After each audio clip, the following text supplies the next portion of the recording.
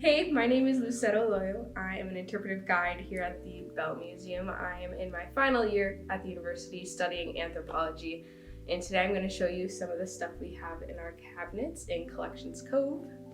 So my favorite thing is going to be the reticulated python skin. So this one right here is about 16 feet long, and this is only about half the length of an actual full-size reticulated python. They are the longest snake still alive today. They can get up to 32 feet. We don't have them in Minnesota, but they have made their way into the United States because they get so big, and they're actually really great pets due to their very timid nature. People get them as pets and then they realize they get super big, and then they release them into the wild, which can be very harmful to our natural environment, similar to what people do with goldfish here in Minnesota. But these guys, have really pretty skin. This snake, the reticulated python wood, is not venomous. A lot of people don't know the difference between venomous and poisonous.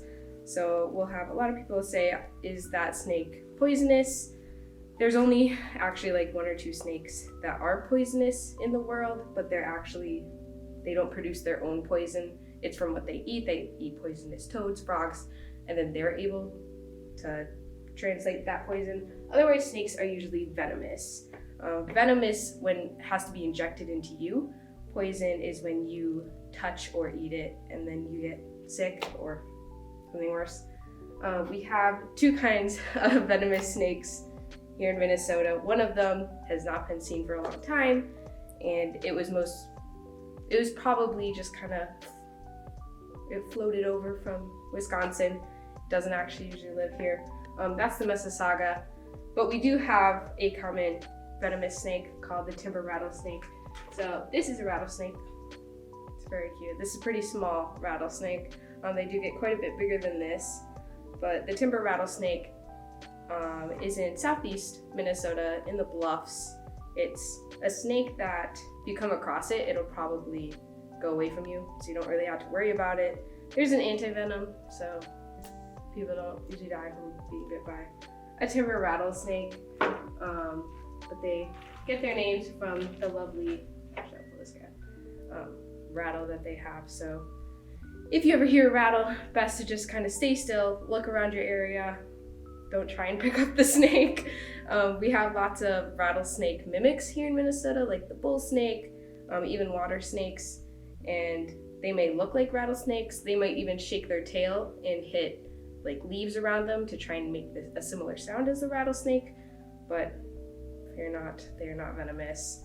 We have 17 kinds of snakes in Minnesota, and only a couple are venomous, so we're pretty good safety-wise here.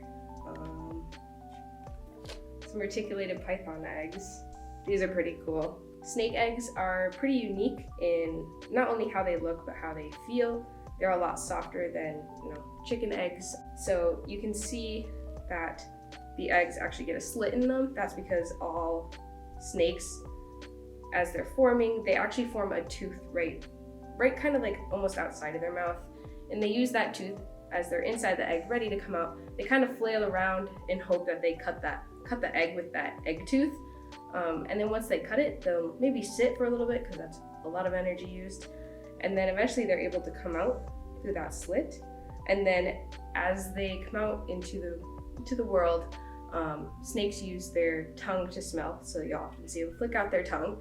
And then as they are flicking out that tongue the first couple times, the egg tooth will just drop right off. So they only have that egg tooth for the first couple minutes, maybe a couple hours after birth.